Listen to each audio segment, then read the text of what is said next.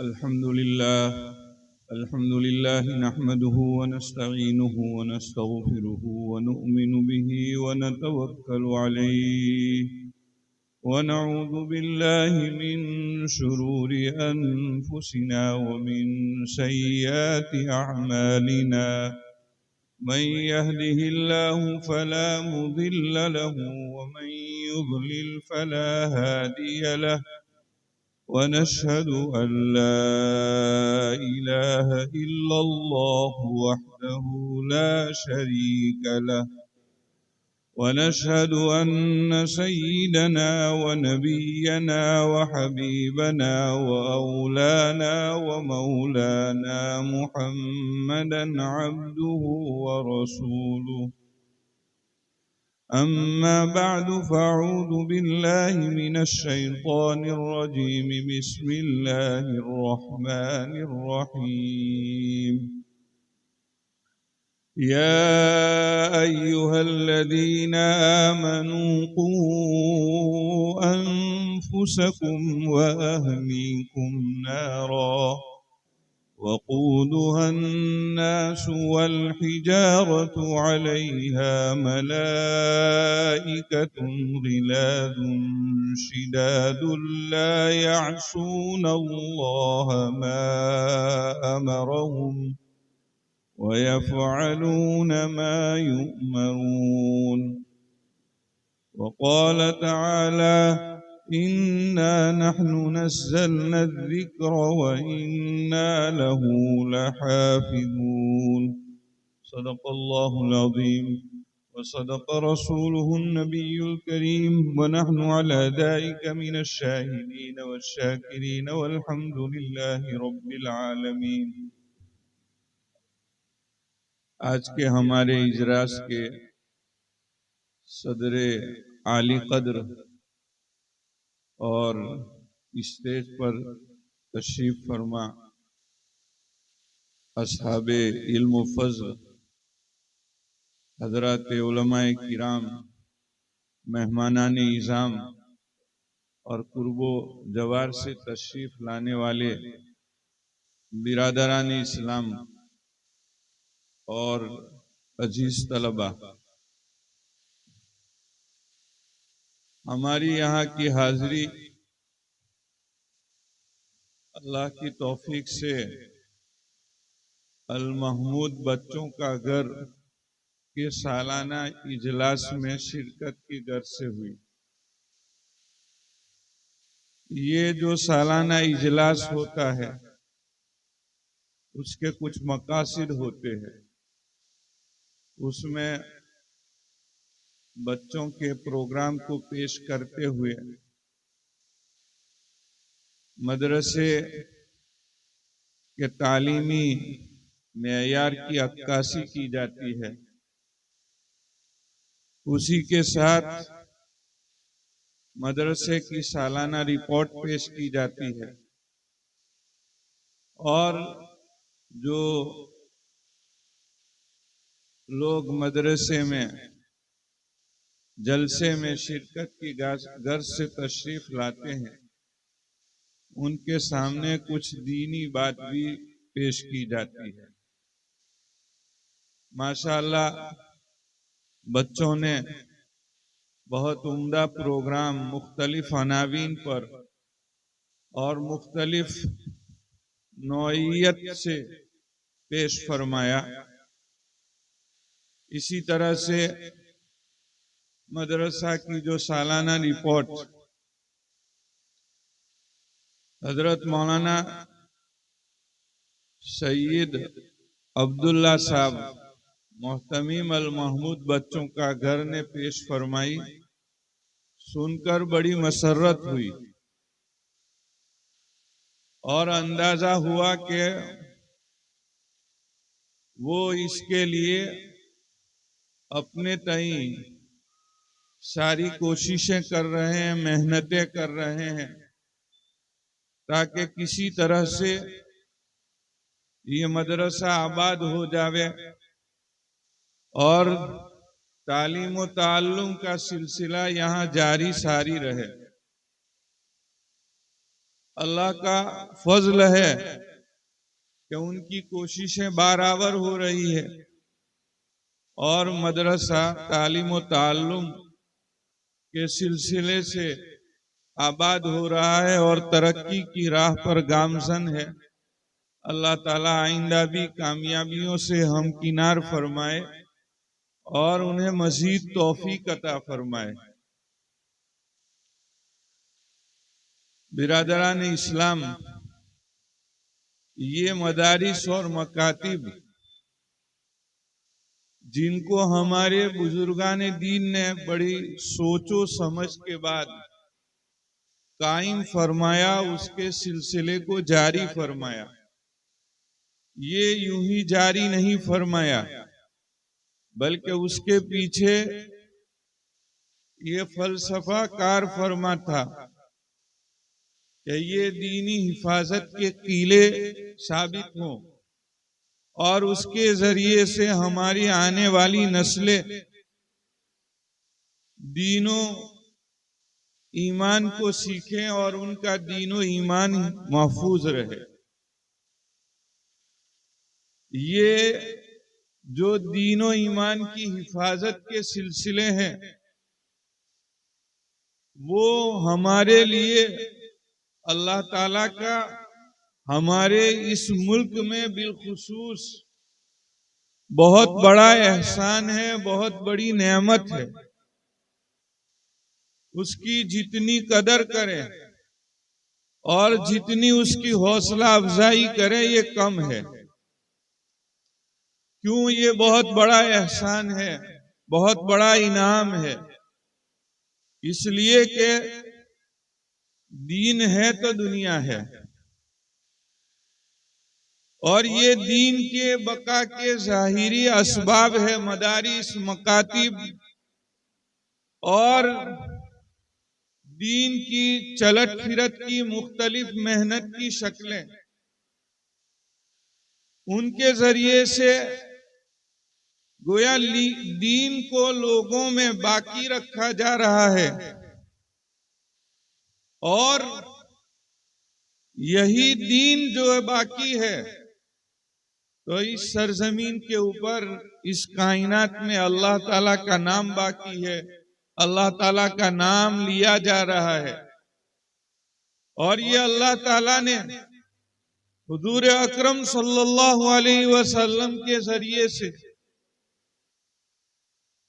یہ بات کہلوا دی ہے کہ جب تک دنیا کے اندر اللہ اللہ کہنے والے باقی رہیں گے یہ دنیا باقی رہے گی۔ اس سے سمجھا جا سکتا ہے کہ یہ صرف دین کے بقا کا سامان نہیں ہے بلکہ دنیا کے بقا کا بھی سامان ہے، کہ یہ ہے تو دین باقی ہے، اللہ اللہ کرنے والے باقی ہے اور دنیا بھی باقی ہے۔ حضور اکرم صلی اللہ علیہ وسلم نے ارشاد فرمایا کہ جب تک اللہ اللہ کہنے والے باقی رہیں گے قیامت قائم نہیں ہوگی، لیکن جب اللہ اللہ کہنے والے باقی نہیں رہیں گے، دین باقی نہیں رہے گا، تو اس وقت قیامت برپا ہو جائے گی، قیامت قائم ہو جائے گی، دنیا کی بساط کو الٹ دیا جائے گا۔ تو یہ ہمارے لیے کتنی بڑی نعمت ہے، دین کے لحاظ سے بھی بڑی نعمت ہے، دنیا کے لحاظ سے بھی ہمارے لیے بہت بڑی نعمت ہے۔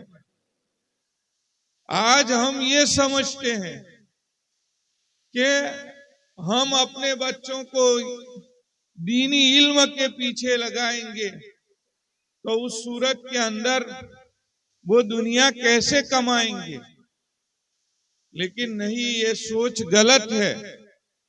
دنیا ہم کو جو کچھ مل رہی ہے وہ ان کے صدقے طفیل میں مل رہی ہے۔ دنیا میں اللہ اللہ کہنے والے باقی ہے، اس کی وجہ سے دنیا کا نظام قائم ہے، زمین قائم ہے، آسمان قائم ہے، دوسری دنیا کی بڑی بڑی مخلوقات قائم ہے، اور اسی طرح سے ہمارا جو کاروبار چھوٹا موٹا ہے، تجارتیں ہیں، زراعتیں ہیں، یہ سب اس کے صدقے طفیل میں قائم ہے۔ یاد رکھو جس دن یہ چیزیں نہیں رہے گی یہ سب چیزیں بھی ختم ہو جائے گی۔ تو ہم جس کو سمجھ رہے ہیں کہ بھئی اگر ہم اس کے پیچھے ہم لگیں گے، اپنی اولاد کو لگائیں گے تو دنیا کی روزی روٹی کا بندوبست کیسے ہوگا؟ معاملہ الٹا ہے کہ یہ ہے تو دنیا کی روزی روٹی مل رہی ہے، جس دن یہ چیزیں نہیں رہے گی تو دنیا کی روزی روٹی ملنا بھی بند ہو جائے گا، یہ دنیا کا سلسلہ ہی ختم ہو جائے گا، کچھ بھی باقی نہیں رہے گا۔ ایک واقعہ حدیث شریف میں آتا ہے کہ دو بھائی تھے، ایک بھائی جو تھا وہ کاروبار کرتا تھا، تجارت کرتا تھا، اور دوسرا ایک بھائی جو تھا وہ دین کا علم حاصل کرتا تھا، حضور اکرم صلی اللہ علیہ وسلم کی خدمت میں ہمہ وقت رہتا تھا، اور آپ صلی اللہ علیہ وسلم سے دین کی باتیں سیکھتا رہتا تھا۔ یہ جو دین کی باتیں سیکھتا تھا، حضور صلی اللہ علیہ وسلم کی صحبت اختیار کرتا تھا، وہ جو بھائی تھا اس کی کفالت اس کا دوسرا بھائی کرتا تھا، جو کاروبار کرتا تھا، دنیا کماتا تھا، اس کا بوجھ گویا وہ اٹھاتا تھا معاش کے لحاظ سے۔ اس بھائی کو فکر لاحق ہوئی کہ بھائی میں کب تک اس کے بوجھ کو اٹھاتا رہوں گا، اس کو بھی کچھ اپنے معاش کی فکر کرنی چاہیے، دنیا کمانے کی فکر کرنی چاہیے۔ اس نے جا کر حضور اکرم صلی اللہ علیہ وسلم کی خدمت میں عرض کیا کہ حضور یہ تو آپ کے ساتھ رہتا ہے، دین کا علم حاصل کرتا رہتا ہے، اور یہ روزی روٹی کی کوئی فکر نہیں کرتا ہے، آپ سمجھائیے کہ کچھ فکر اس کی بھی کرے، اس کی طرف بھی توجہ دے۔ حضور اکرم صلی اللہ علیہ وسلم نے فرمایا کہ تمہیں یہ جو روزی روٹی مل رہی ہے ہو سکتا ہے کہ اس کے صدقے طفیل میں مل رہی ہے۔ اس سے سمجھا جا سکتا ہے حضور صلی اللہ علیہ وسلم نے اپنے اس بھائی کو جو کاروبار میں لگا ہوا تھا اور اپنے اس بھائی کی کفالت فرما رہا تھا جو دینی علم کے حصول میں لگا ہوا تھا، حضور صلی اللہ علیہ وسلم کی صحبت اختیار کیے ہوئے تھا کہ بھائی تمہیں جو کچھ مل رہا ہے وہ اس کی برکت سے مل رہا ہے۔ اب ہم تو کیا سوچتے ہیں کہ دینی علم حاصل کریں گے، اس کے پیچھے لگیں گے تو دنیا سے محروم رہ جائیں گے۔ نہیں، حقیقت الٹی ہے، اور یہ بات ہم احادیث کی روشنی میں، قرآن کریم کی روشنی میں آپ کے سامنے عرض کر رہے ہیں، اور احادیث میں جو باتیں پیش کی گئی ہے، قرآن سے جو باتیں معلوم ہوتی ہے، سمجھو وہ بڑی پکی ہوتی ہے۔ ہم اپنے دماغ سے جو باتیں قیاس کر کے نکالتے ہیں، اپنی سوچ سے جو باتیں بطور نتیجہ نکالتے ہیں، سمجھو وہ تو ایک گمان کی باتیں ہوتی ہے، وہ کوئی پکی باتیں نہیں ہوتی ہے۔ چاہے کوئی ماہر سے ماہر آدمی، تجربہ کار آدمی کہہ دے، لیکن وہ پکی بات نہیں ہوتی۔ جیسی پکی بات کون سی ہوتی ہے؟ قرآن و حدیث کی ہوتی ہے۔ ہم لوگ قرآن و حدیث کی طرف جو توجہ دینی چاہیے، اس کے حوالے سے ہمارا جو اعتقاد ہونا چاہیے، جو یقین ہونا چاہیے، اس میں بڑی کمزوری پائی جاتی ہے۔ اس لیے یہ باتیں ہماری سمجھ میں نہیں آتی ہے۔ قرآن کریم میں اللہ تبارک و تعالیٰ نے حضرت موسیٰ اور حضرت خضر کا واقعہ ذکر فرمایا ہے۔ حضرت موسیٰ اور خضر علیہم السلام یہ دونوں کے دونوں سفر کرتے کرتے انطاکیہ نامی شہر میں پہنچے۔ اس زمانے کے اندر یہ دستور تھا، لوگوں کے درمیان یہ روایت چلی آ رہی تھی کہ کوئی اجنبی شخص شہر میں پہنچ جائے تو شہر والے اس کی مہمان نوازی کریں گے، اس کی کھانے پینے کا انتظام کریں گے. یہ روایت چلی آ رہی تھی. حضرت موسیٰ علیہ السلام، حضرت خضر علیہ السلام، یہ دونوں کے دونوں اس بستی میں گئے. بستی والوں نے کوئی توجہ نہیں دی. انہوں نے خود اس کا مطالبہ کیا، انہوں نے منع کر دیا. پھر اتفاق سے اسی بستی سے گزر رہے تھے. ایک مکان تھا، اس کی دیوار تھی، اور وہ دیوار بالکل گرا چاہتی تھی. حضرت خضر علیہ السلام نے اپنے کرامتی ہاتھ کے ذریعے سے ہلکا سا اشارہ کیا اور اس دیوار کو ٹھیک کر دیا. تو حضرت موسیٰ علیہ السلام نے ان سے عرض کیا کہ یہ کیا کیا آپ نے؟ انہوں نے اپنے کمینے پن کا ثبوت پیش کیا.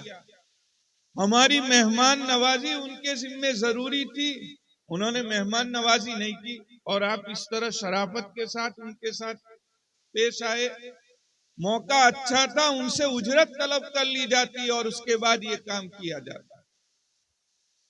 حضرت خضر علیہ السلام نے کہا کہ بھائی ہمارا تمہارا تو معاہدہ یہ ہوا تھا کہ ہمارے ساتھ صرف رہو گے اور چپ چاپ خاموشی کے ساتھ جو کچھ ہوگا اس کو دیکھتے رہو گے اور بس کچھ بولنا نہیں ہوگا. خیر، حضرت خضر علیہ السلام نے بعد میں اس کی حکمت بیان فرمائی. حکمت کیا بیان فرمائی؟ کان ابوہما صالحا، کہ ان دونوں کے والد کیا تھے؟ نیک تھے. اور صاحب روح المعانی نے تو ایک قول یہ لکھا ہے اس کی تفسیر کے اندر کہ ان کی 7ویں پشت کے جو دادا تھے وہ کیا تھے؟ نیک تھے. 7ویں پشت کے دادا نیک تھے، دیندار تھے. اس کی برکت کون پا رہا ہے؟ اس کا وہ پوتا پا رہا ہے جو 7 پشتوں کے بعد آ رہا ہے. اس سے اندازہ لگا سکتے ہیں کہ جب اس دادا کی دینداری اور صالحیت کی بنیاد پر آگے نسلوں کے بعد آنے والا پوتا خود فائدہ اٹھا رہا ہے کہ اس دیوار کے نیچے خزانہ تھا، اگر وہ گر جاتی تو ان کا خزانہ ضائع ہو جاتا، لوگوں کے ہاتھ چڑھ جاتا، لوگ اس کو لوٹ لیتے. اس کی حفاظت کے واسطے وہ دیوار حضرت خضر علیہ السلام نے درست فرمائی. کس کے سبب؟ 7ویں پشت کے جو دادا تھے ان کی دینداری کے سبب ان بچوں کے لیے جو خزانہ زمین کے اندر دیوار تلے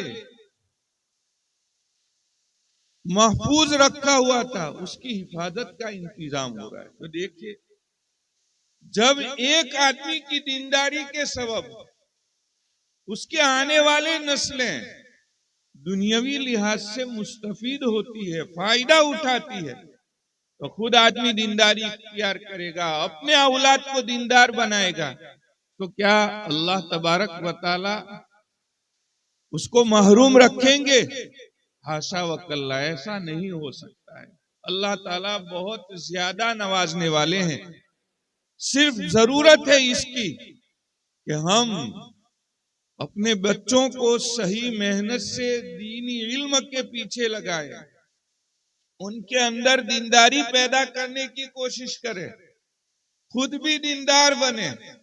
پھر دیکھیے کیا احوال ہوتے ہیں، کیا برکتیں نصیب ہوتی ہے.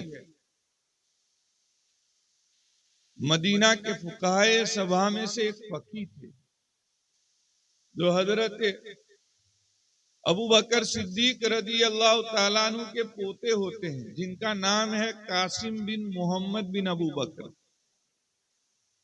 ان سے کسی نے درخواست کی کہ آپ ہمارے سامنے کوئی نصیحت کا واقعہ جو آپ نے اپنی آنکھوں سے دیکھا وہ بیان کیجیے. انہوں نے کہا کہ میں عجیب و غریب واقعہ آپ کے سامنے بیان کرتا ہوں اور بڑا ہی عبرت آموز ہے اور بڑا ہی نصیحت آموز ہے. پھر انہوں نے کہا کہ حضرت عمر ابن عبدالعزیز رحمت اللہ علیہ جن کی خلافت راشدہ کے نہج پر قرار دی جاتی ہے اور ان کو بھی درجہ خلفائے راشدین کا دیا جاتا ہے، خلیفہ راشد کا درجہ ان کو دیا جاتا ہے، ان کا جب انتقال ہوا تو انہوں نے اپنے پیچھے 11 بیٹے چھوڑے تھے اور ترکے میں 17 دینار چھوڑے تھے، 17 اشرفیاں چھوڑی تھی، 17 دینار چھوڑے تھے۔ ان میں سے کچھ دینار تو ان کی تجہیز و تکفین میں استعمال ہو گئے، کچھ باقی رہے، ایک آدھ دو دینار ان بچوں کو بطور میراث کے ملے، اور دوسرے ایک تھے ان بچوں کے ماموں اور حضرت عمر ابن عبدالعزیز کے برادر نسبتی اور ان کے چچیرے بھائی ولید بن عبد الملک، کہ ان کا انتقال ہوا تو انہوں نے لاکھوں کی تعداد میں دینار بطور میراث کے چھوڑے، اور لاکھوں کی تعداد میں میراث کے طور پر وہ دنانیر اور وہ پیسے اس زمانے کے ان کی اولاد کے درمیان تقسیم ہوئی۔ پھر آگے وہ بیان کرتے ہیں کہ میں نے ایک زمانے کے بعد دیکھا کہ ولید بن عبد الملک کی جو اولاد تھی، 11 بیٹے تھے جن کو میراث میں لاکھ دینار نصیب ہوئے تھے، بڑی خطیر مقدار میں اشرفیاں ملی تھی، ان کو دیکھا کہ وہ لوگوں کے سامنے جا کر بھیک مانگ رہے تھے، اور دوسری جانب میں نے حضرت عمر ابن عبدالعزیز رحمت اللہ علیہ کی اولاد کو دیکھا، ان کو دیکھا کہ وہ جامع مسجد کے پاس اور دوسری جگہوں پر ہزاروں کی مقدار میں لوگوں کو صدقہ خیرات کر رہے تھے۔ یہ کس کی برکت تھی؟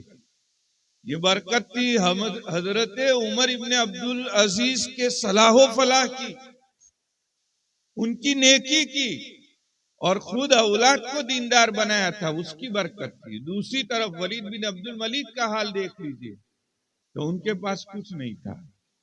یہ دنیا کی دولت کا حال ہوتا ہے، یہ آنے جانی ہے، اس کی وجہ سے ہم اپنے آپ کو بڑے گھاٹے کے اندر ڈال رہے ہیں۔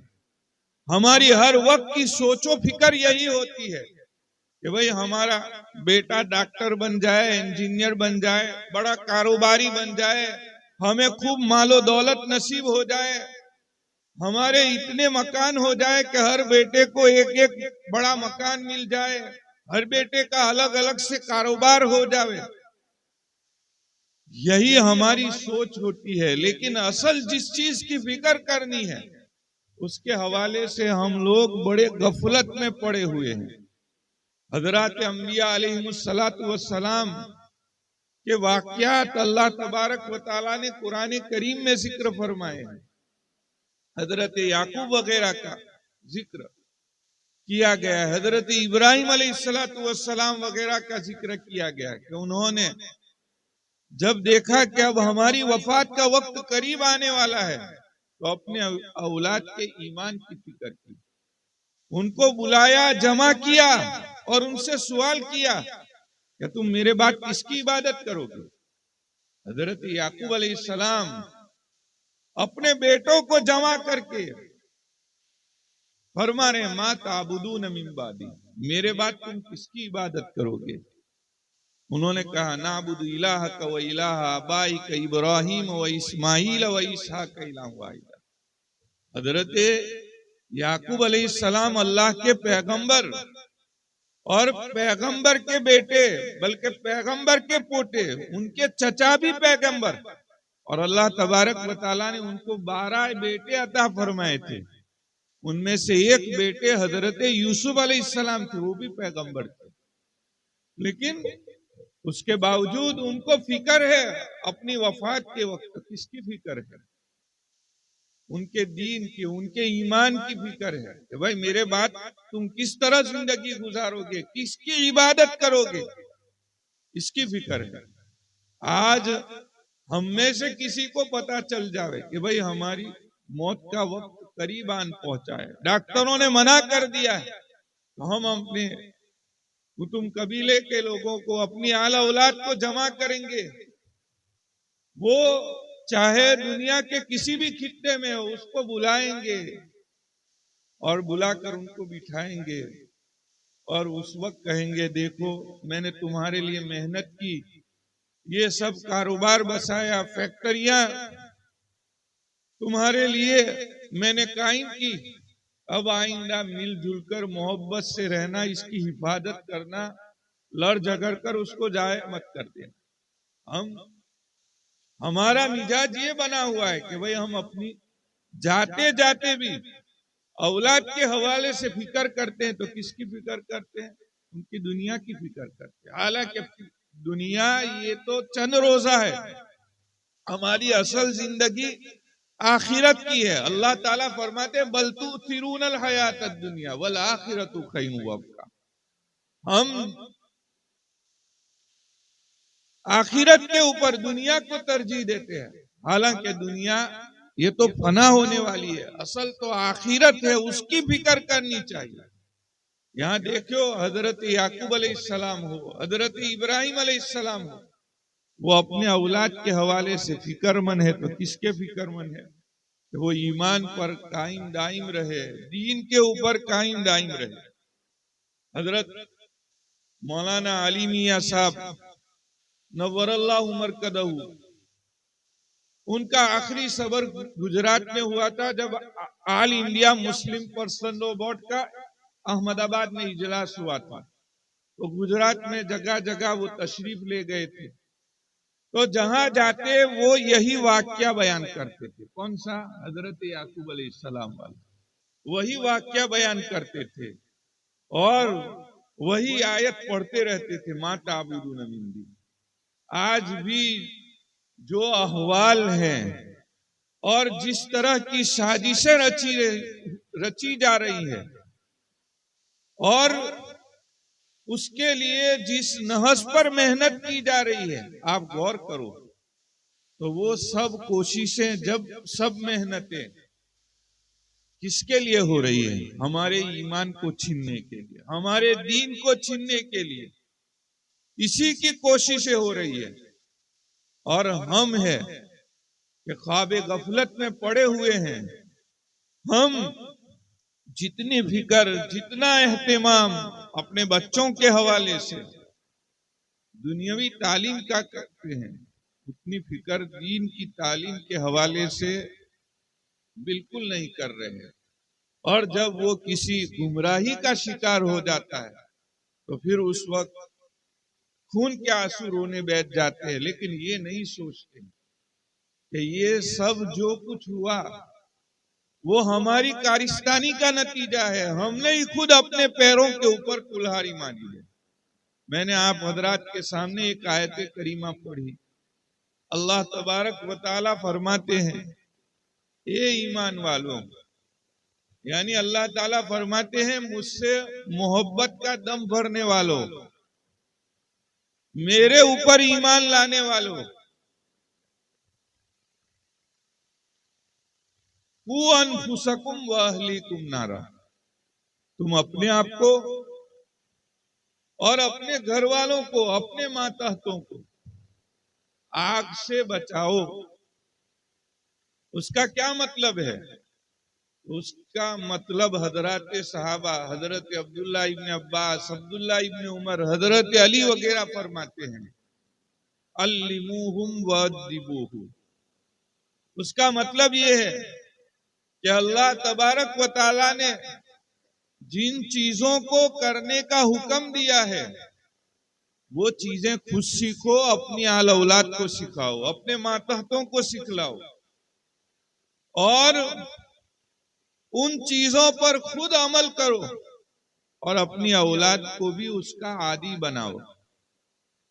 آپ سوچئے کیا اللہ تعالیٰ نے جس انداز میں ہم سے خطاب کیا ہے، کیا فرمایا ہے؟ اللہ تعالیٰ فرماتے ہیں ان کو آگ سے بچاؤ، اپنی ذاتوں کو اور اپنی ماتحتوں کو، اپنی آل اولاد کو، اپنے گھر والوں کو آگ سے بچاؤ۔ تو آگ سے بچانے کے لیے جو فکر ہوتی ہے، کیا اس طرح کی فکر ہم لوگوں کی جانب سے پائی جاتی ہے یا نہیں پائی جاتی؟ ایک چھوٹا بچہ ہو، سامنے آگ جل رہی ہو، باپ کرسی پر بیٹھا ہوا ہے، بچہ ادھر کو لڑک کر جا رہا ہے، تو بیٹھا بیٹھا کہے کہ بیٹا آگے آگ ہے، وہ آگے مت بڑھ، کہیں آگ میں تو نہیں نہ گر جاوے۔ وہ اس طرح سمجھاتے رہے گا اور بالآخر وہ بچہ جا کر آگ میں پڑ جائے گا۔ تو اس صورت میں لوگ کس کو بیوقوف کہیں گے؟ باپ کو بیوقوف کہیں گے۔ لیکن کیا منظر یہ سامنے ہو تو ایک باپ یہ گوارا کرے گا کہ بیٹے کو صرف کہتا رہے کہ بھائی دیکھنا آگے آگ ہے، تو گر نہ جاوے؟ نہیں، بلکہ وہ جائے گا، وہ اس کو کسی طرح پکڑ لے گا اور آگ سے بچانے کی کوشش کرے گا۔ اللہ تعالیٰ بھی ہم کو یہی ہدایت فرماتے ہیں کہ جس طرح سے تم ظاہری آگ سے اپنے بچے کو نہ سمجھ اپنی اولاد کو بچانے کے لیے مر مٹتے ہو، اگر وہ آگ کی طرف جا رہا ہو تو سب کچھ اپنا نیوچھاور کرتے ہوئے اس کو بچانے کی کوشش کرو گے، اسی طرح سے تم جہنم کی آگ سے بھی ان کو بچانے کی کیا کرو؟ کوشش کرو۔ یہ ہمارے لیے موقع ہے کہ اس طرح کے مدارس اور مکاتب کو قدر کی نگاہ سے دیکھیں اور اپنے اولادوں کو جہاں جہاں بھی مدارس مکاتب ہے اس میں دینی تعلیم کے حصول کے واسطے بھیجیں، اور صرف بھیجے ہی نہیں بلکہ ان کی نگرانی کرے اور دیکھے کہ بھئی وہ جو دین سیکھ رہا ہے اس کا اثر اس کی زندگی میں آ رہا ہے یا نہیں آ رہا ہے۔ اس لیے کہ ہمارے ذمے جہاں بچے کی تعلیم کا حق ہے، دینی تعلیم کا حق ہے، وہیں یہ بھی حق ہے کہ ہم اس کی کیا کریں؟ تربیت کریں۔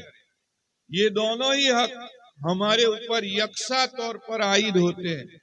حضور اکرم صلی اللہ علیہ وسلم کا تو ارشاد ہے کہ جب بچہ 7 سال کا ہو جائے تو اس کو نماز پڑھنے کا حکم دو، اور 10 سال کا ہو جائے اور نماز نہ پڑھے تو اس صورت کے اندر اس کو تنبیہ کرو، ضرورت پڑے تو اس کی پٹائی کرو۔ حالانکہ 10 سال کی عمر بچے کی جو ہوتی ہے وہ بلوغ کی نہیں ہوتی، نماز وغیرہ اس پر فرض نہیں ہوتی ہے، لیکن یہ کس لیے؟ اس لیے تاکہ اس کی تربیت ہو، اور جب فرض ہو تو اس وقت وہ نماز کا عادی بن چکا ہو، نماز کو ادا کرے۔ یہ تو ایک مثال ہے، تمام امور کے اندر یہی حکم ہمارے لیے ہے کہ ہمیں جہاں دین خود سیکھنا ہے بچوں کو سکھانا ہے۔ سکھانے کی ایک شکل یہ بھی ہے کہ ہم مکتب کے اندر بھیجیں، مدارس کے اندر بھیجیں، اور پھر بچوں کی نگرانی کریں، ان کی تربیت کی فکر کریں۔ اللہ تبارک و تعالی ہمارے اس اجلاس کو بے انتہا قبول فرمائے، اور جو باتیں کہی گئی ہے اس پر عمل کی توفیق نصیب فرمائے۔ بالخصوص اس پرفتن دور میں، ایمان سوز دور میں، اپنے بچوں اور اپنی آنے والی نسلوں کے حوالے سے دین و ایمان کی حفاظت کی جو کوششیں ہو رہی ہے، ان کوششوں کو قدر کی نگاہ سے دیکھنے کی، اس میں حصہ لینے کی اور اس کی ہر طرح سے تعاون کی ہمیں توفیق نصیب فرمائے۔ وآخر دعوانا ان الحمدللہ رب العالمین۔